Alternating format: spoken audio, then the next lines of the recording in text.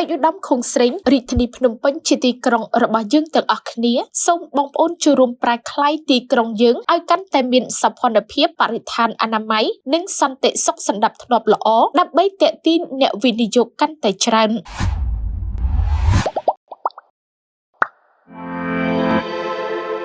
ឯកឧត្តមខុងស្រេងអភិបាលនៃគណៈអភិបាលរាជធានីភ្នំពេញបានណែនាំឲ្យអាជ្ញាធរមូលដ្ឋាននៃខណ្ឌទាំង14ត្រូវយកចិត្តទុកដាក់រក្សាឲ្យបាននូវសន្តិសុខសណ្ដាប់ធ្នាប់និងអនាម័យបរិស្ថានល្អនិងសូមឲ្យបងប្អូនប្រជាពលរដ្ឋចូលរួមទាំងអស់គ្នាដើម្បីជាការទាក់ទាញវិនិយោគិនឲ្យមកវិនិយោគនៅរាជធានីភ្នំពេញកាន់តែច្រើនបន្ថែមទៀតឯកឧត្តមខុងស្រេងលើកឡើងបែបនេះក្នុងឱកាសអញ្ជើញជាអធិបតីក្នុងពិធីសម្ពោធជាផ្លូវការមជ្ឈមណ្ឌលទំនិញ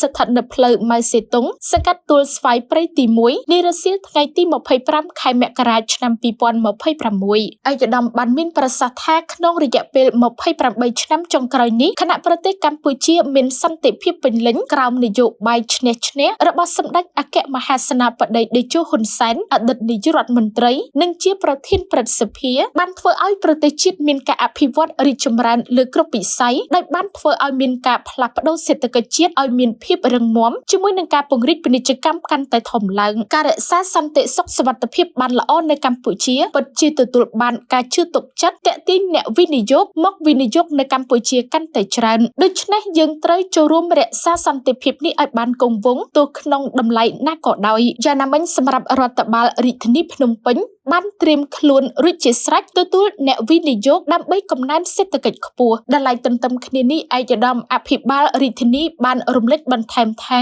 រាជធានីភ្នំពេញជាទីក្រុងរបស់យើងទាំងអស់គ្នាហេតុដូច្នេះសូមបងប្អូនចូលរួមប្រែក្លាយទីក្រុងរបស់យើងឲ្យកាន់តែមានសោភ័ណភាពបរិស្ថានអនាម័យនិងសន្តិសុខសណ្ដាប់ធ្នាប់ល្អរាជធានីភ្នំពេញបានប្រែក្លាយពីទីក្រុងគ្មានមនុស្សនៅមកជាទីក្រុងមួយប្រកបដោយសោភ័ណភាពបរិស្ថានស្រស់បំព្រងមានសន្តិសុខសណ្ដាប់ធ្នាប់ល្អនិងទទួលបានការចាប់អារម្មណ៍ពីភ្ញៀវជាតិអន្តរជាតិឯកឧត្តមខុងស្រេងបានសង្កត់ធ្ងន់ថាតាមរយៈភាពអំណោយផលនៃសក្តានុពលលើវិស័យសេដ្ឋកិច្ចពាណិជ្ជកម្មទេសចរណ៍និងសន្តិសុខសណ្ដាប់ធ្នាប់ជាពិសេសការចូលរួមទទួលស្វាគមន៍របស់បងប្អូនប្រជាពលរដ្ឋប្រកបដោយក្តីស្រឡាញ់និងស្នាមញញឹមស្រស់បំព្រងនោះរាជធានីភ្នំពេញទទួលបានចំណាត់ថ្នាក់លេខ2នៅលើពិភពលោកជាទីក្រុងប្រជុំដោយភាពរីករាយនាពេលរាត្រីនិងជាប់ចំណាត់ថ្នាក់លេខ10លើពិភពលោកដោយត្រូវបានចាត់ថ្នាក់ដោយគេហទំព័រទេសចរណ៍អន្តរជាតិ Condé Nast Traveler ព្រមទាំងទទួលបានការចាត់ថ្នាក់ដោយសារព័ត៌មានអន្តរជាតិ BBC